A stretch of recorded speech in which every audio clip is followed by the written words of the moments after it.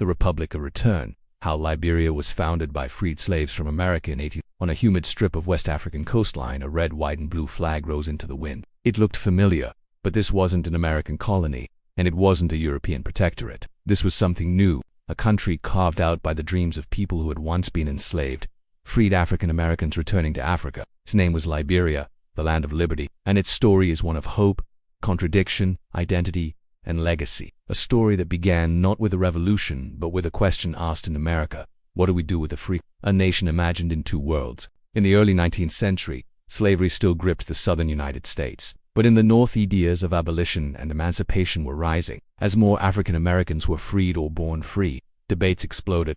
Could a racially equal society truly exist in America? Many white politicians, including abolitionists and slaveholders, answered. They feared that free black communities threatened the social order. Their solution was controversial: send freed African Americans back to Africa, even if Africa had never been their home. In 1816, the American Colonization Society was founded in Washington, D.C., with support from politicians like James Monroe, Henry Clay, and even a young Abraham Lincoln. Their goal: relocate freed slaves and freeborn black people to Africa. 1822. Landing on the Pepper Coast in 1822, the first ship arrived on the West African coast. It carried dozens of freed black Americans, many of whom had never left the U.S. Their new home was on the Grain Coast, sometimes called the Pepper Coast, among the lush but unfamiliar forests of West Africa. The settlement faced instant challenges: disease, tropical climate, and tension with local tribes, who saw the newcomers rightly as foreigners with European backing. Many died in the first few years, but those who survived built. They established towns, churches, schools. They formed a new culture, rooted in their African ancestry but shaped by American language, religion, and politics. Monrovia and the rise of America. And soon, a new class of settlers emerged.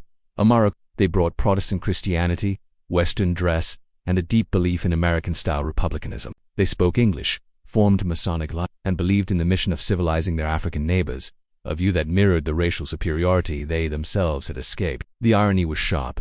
Those who had fled oppression now began to impose their own hierarchy on Liberia, as many indigenous ethnic groups, including the Sipel Bassa Crew, NVAE, 1847.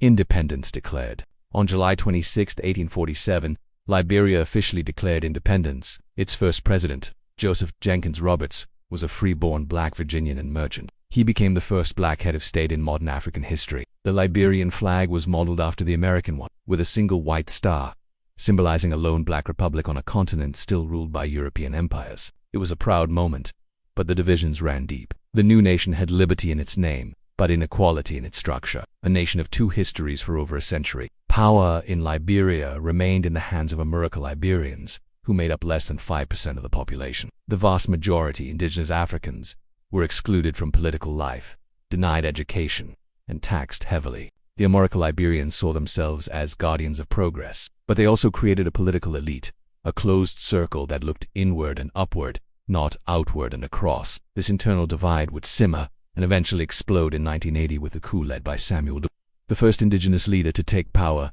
ending 133 years of Americo-Liberian rule. Legacy of a complicated beginning. Liberia's origin is one of the most complex in African history. It wasn't a rebellion against empire. It was a creation of displacement, a country imagined by outsiders, and built by returnees whose roots had been severed generations earlier. To this day, Liberia carries both the pride and the burden of its unique founding. Its capital is still Monrovia. Its constitution still echoes the American one. Its flag still flies a single white star. But the country continues to struggle with the ghosts of inequality, identity, and the long journey home. Liberia was born from the ashes of slavery. But freedom, it turns out, is not just something you claim. It's something you have to rebuild over and over again.